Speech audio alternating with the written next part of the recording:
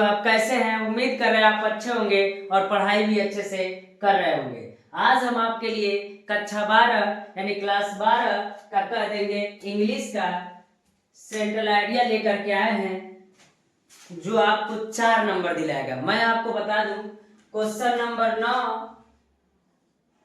और 10 वाला जो होगा आपका, ये पोएट्री से संबंधित होगा। और जो क्वेश्चन नंबर 9 वाला होगा उसमें 4 या 6 लाइन का पैसेज दिया होगा और इसके नीचे कितने क्वेश्चन दिए होंगे, 3 क्वेश्चन दिए होंगे और तीनों क्वेश्चन 2-2 नंबर के होंगे। तो टोटल कितने नंबर के होंगे? 6 नंबर के होंगे।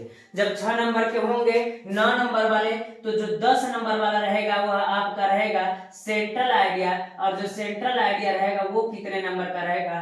तो हम बता दें आपको कितने नंबर का रहेगा, 4 नंबर का रहेगा। और इस प्रकार आपको पोएट्री से सिर्फ 10 नंबर पूछता है और वो आज हम 10 नंबर क्लियर कराएंगे, आपको कोई समस्या नहीं होगा। इसमें सेंट्रल आइडिया में मैं आपको 2 या 3 सेंट्रल आइडिया दूंगा, उसी में से पूछेगा। और आज मैं पहला लेकर के सेंट्रल आइडिया है, माय मदर एट 66, यानी मेरी माँ जो है वो 66 वर्ष की हो चुकी है, तब का वर्णन किया गया है। और कह रहा है कि इसमें क्या कह रहा है, किसने लिखा है, क्यों लिखा है, यह सब बातें मैं आपको बताऊंगा।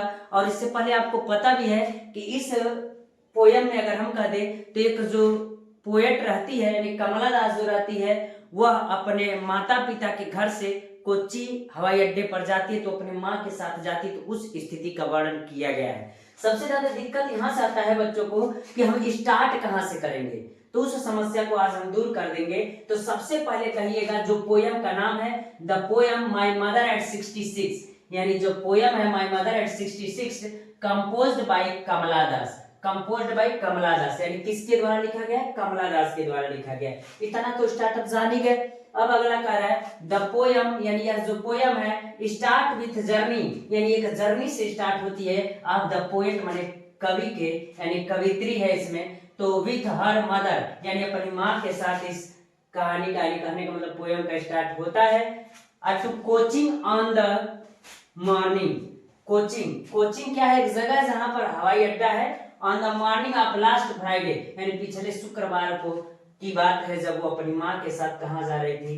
कोच्चि हवाई अड्डे पर जा रही थी। The poet notice her mother, जो पोएट थी ना वो नोटिस हर मदर अपने माँ को का की देखी। तो मैं आपको बता दूं, वह एक कार में सवार होकर के जा रहे थे और जो कवित्री थी उसी के बगल में, पोएट के बगल में उसकी माँ बैठी रहती है। तो वही कह रहा है द पोएट नोटिस, यानी जो कवि था उन्हें क्या किया? नोटिस दिया, ध्यान दिया। हर मदर माने उनकी माँ, सिटिंग माने बैठी थी, बिसाइड माने के अतिरिक्त यानी बगल, हर माने उनके, यानी उनकी माँ उनके बगल में बैठी थी। Who was dozing and open mouthed, यानी he was dozing, वो झपकी ले रही थी, यानी कहने का मतलब झपकी ले रही थी, open mouthed मुंह खोल करके झपकी ले रही थी। Her face was colorless, और उनका चेहरा कैसा हो गया था? कलरलेस हो गया था। यानी कहने का मतलब उम्र ढलने के बाद कलरलेस चेहरे पर आ जाता है। तो वही कह रहा है कि हर फेस वाज कलरलेस, यानी उनका चेहरा कलरलेस हो गया था। At that the poet realise, the poet माने कवि, कवि को रियलाइज हुआ दैट की हर मदर हैड ग्रीव ओल्ड, यानी उनको रियलाइज हो गया कि उनकी माँ क्या हो रही है?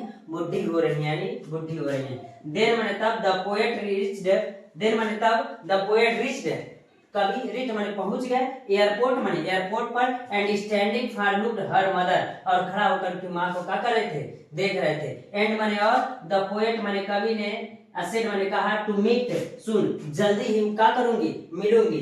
एंड वाइल मैंने जब अ पार्टी कंटिन्यूअसली स्माइल, यानी कहने का मतलब वो हंस रही थी और कह रही थी कि जल्दी मिलेंगे। जैसे कि आप भी देखते होंगे जब कहीं जाते थे कहते ठीक है चल रहे हैं, अब बाद में जल्दी मिलेंगे, तो वैसे वो क्या कह रही थी? कह रही थी कि मैं जल्दी ही मिलूंगी अम्मा। उसको पूरे पोएम को पढ़ेंगे तो पता है वो स्माइल करते हुए जाती है और कहती है कि जल्दी मिलूंगी अम्मा, यानी ऐसा ही कुछ करती। तो वही कह रहा है एंड द पोएट माने पोएट सेड टू मीट, यानी सेड टू मीट माने कहीं मिलेंगे, सुन माने शीघ्र ही मिलेंगे, एंड वाइल माने जब, आप पार्टी माने भागा, कंटिन्यूअसली स्माइल, यानी जब वो अपने शरीर का कुछ भाग मुस्कुराने, कहने का मतलब जब वो मुस्कुरा रही थी तब वो कहे कि वो जल्द ही मिलेंगे। इस प्रकार माय मदर एट 66 का पोएम आपको कंप्लीट हो गया।